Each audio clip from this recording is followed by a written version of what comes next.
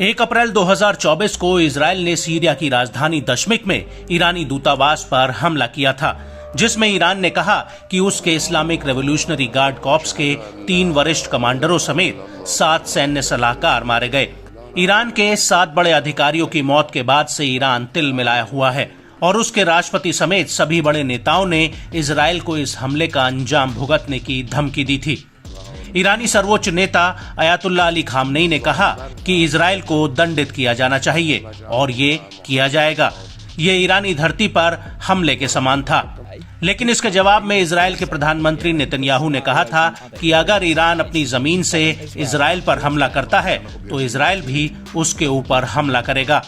और तभी से मिडिल ईस्ट में एक नए युद्ध की आहट सुनाई दे रही है। और अब इसी कड़ी में AFP न्यूज एजेंसी के मुताबिक ईरान समर्थित लेबनान के हिजबुल्लाह ने शुक्रवार 12 अप्रैल को इजरायली आर्टिलरी साइट पर दर्जनों कत्यूशा रॉकेट लॉन्च किए हैं। हिजबुल्लाह ने कहा कि यह हमला दक्षिणी लेबनान में हिजबुल्लाह के गढ़ों को निशाना बनाकर हाल ही में किए गए इजरायली हवाई हमलों के जवाब में था। हिजबुल्लाह के अनुसार उसके लड़ाकों ने दक्षिणी लेबनानी गांवों और नागरिक घरों पर हाल ही में इजरायली एयर स्ट्राइक के बदले में दुश्मन के ईन जतीम बेस को दर्जनों कत्यूशा रॉकेट से निशाना बनाया है। हिजबुल्लाह का ये हमला ऐसे वक्त हुआ है जब सीरिया में ईरानी दूतावास के हमले के कारण इजरायल और ईरान के संबंध सबसे खराब दौर से गुजर रहे हैं। ईरान किसी भी वक्त इजरायल पर मिसाइल या ड्रोन अटैक कर सकता है या फिर वो सीधे हमला न करके उसके प्रॉक्सी हिजबुल्लाह से इजरायल पर कोई बड़ा हमला करवा सकता है। इसलिए हिजबुल्लाह की ओर से किया गया ये हमला ईरान के उसी समर्थन की ओर इशारा करता है। हालांकि जब से इजरायल ने गाजा में अपनी जमीनी कार्रवाई शुरू की है, तभी से हमास के समर्थन में हिजबुल्लाह उत्तरी बॉर्डर पर लगातार हमले करके इजरायल को दहला रहा है। हाल ही में हुए हमले को लेकर इजरायली प्रतिक्रिया भी आई है।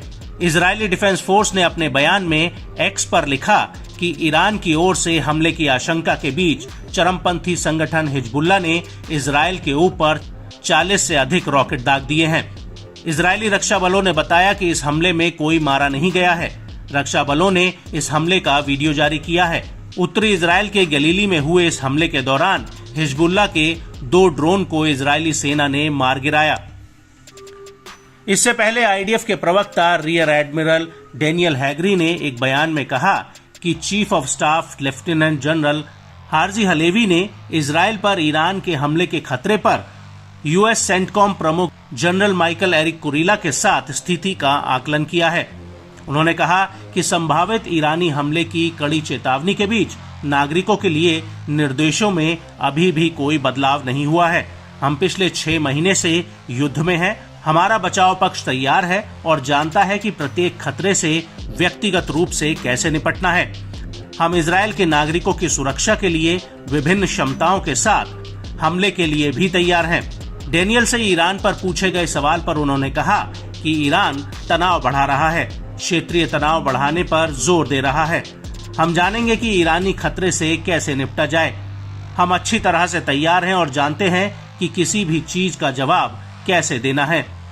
इसके साथ ही इजरायल के लिए अपनी प्रतिबद्धता दर्शाते हुए अमेरिका ने अपने विमान वाहक पोत USS आइजनहावर को लाल सागर के मध्य से उत्तर में इजरायल की ओर भेज दिया है, जिससे कि ईरान द्वारा दागी गई मिसाइलों और ड्रोन्स को रोका जा सके।